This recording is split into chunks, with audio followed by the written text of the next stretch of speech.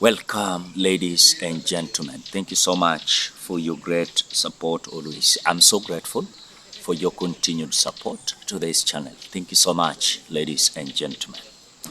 Things are not good with William Samoei Ruto.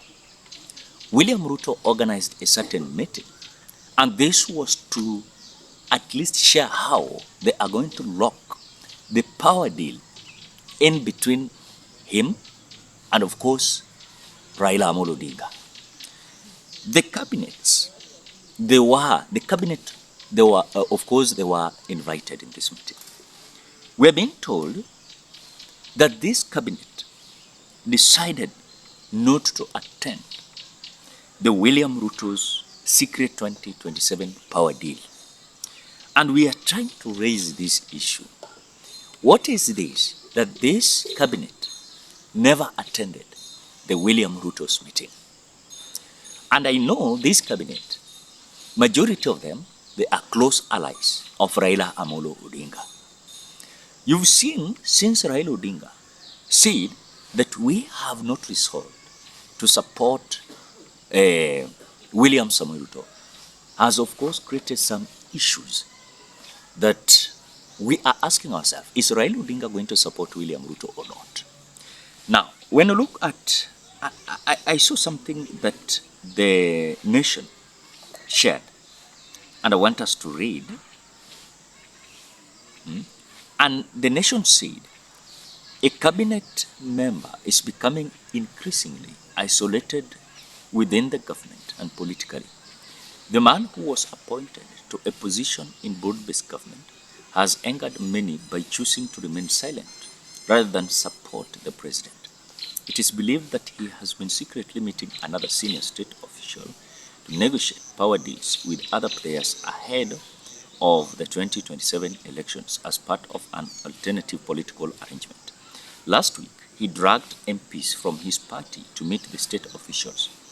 Those invited were not permitted to bring their phones to the meeting in an effort to keep the deliberations secret. However, after the meeting, the MPs told their party leader everything that had happened and dismissed the CS antics.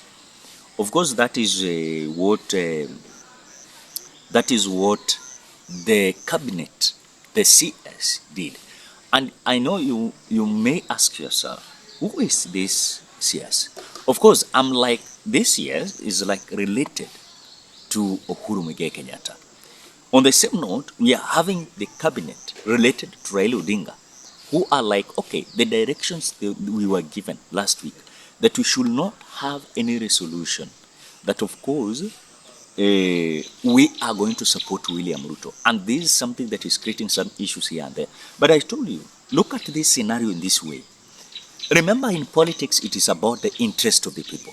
It is not about what you think. It is about the interest. And the interest of the people, or your interest, is that what do you want? You know, and that is where we as Kenyans, we usually forget. But again, look at the scenario of Raila and Ruto, and of course Uhuru Kenyatta.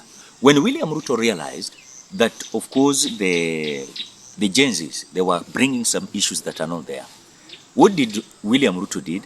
Of course, he went to William Samoei Ruto. Of course, Ruto went to Uhuru Kenyatta, and he wanted to have the members of Uhuru Kenyatta in the cabinet. And he did. Look at, for example, the CS Kabogo. We have the CS in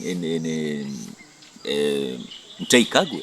We have the CS Liki Nyanjui of Nakuru. They were absorbed in this cabinet so that they can cool the ground.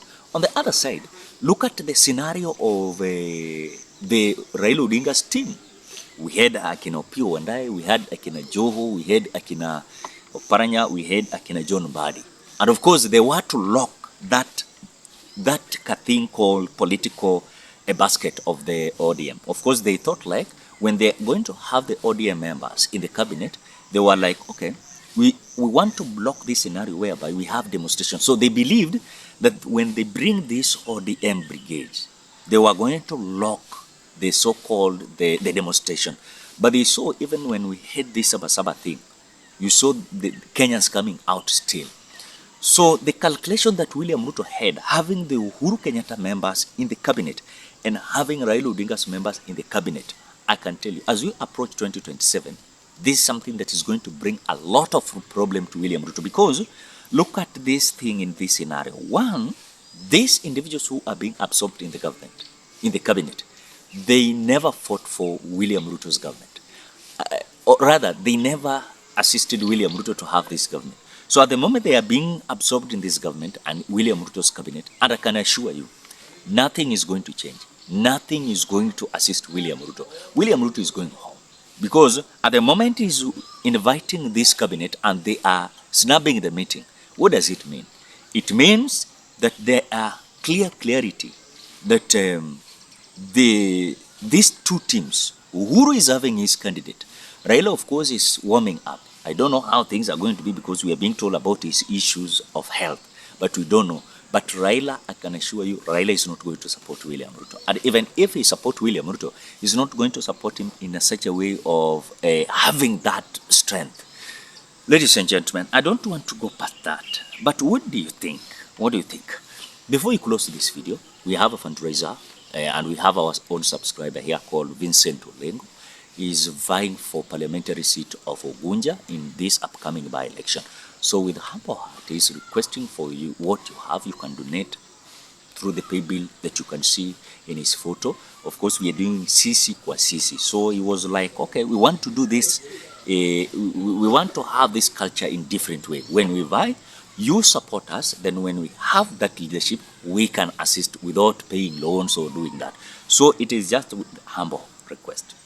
If you can assist us, please, you can donate what you have. I will appreciate you so much, because this journey is not going to be easy. It is with your support, prayer, commitment, and work. I will appreciate you so much. Now, after that, what do you think about the issue of William Ruto being supported with Raila and Uhuru Kenyatta? Are you sure they are going to push William Ruto and make him to be re-elected in 2027? That is the question we are trying to ask. Otherwise, I don't have any issue. It is you to give us updates. What do you think? What do you think? Is it going to be a walk in the park for William Ruto, or is it going to be so hard for William Ruto to have the re-election 2027? Those are the questions we are trying to ask ourselves. Otherwise, I don't have anything. You can drop your opinion at the comment section below. And don't forget to share, comment, like, and subscribe this channel. Otherwise, bye-bye till you meet in another video.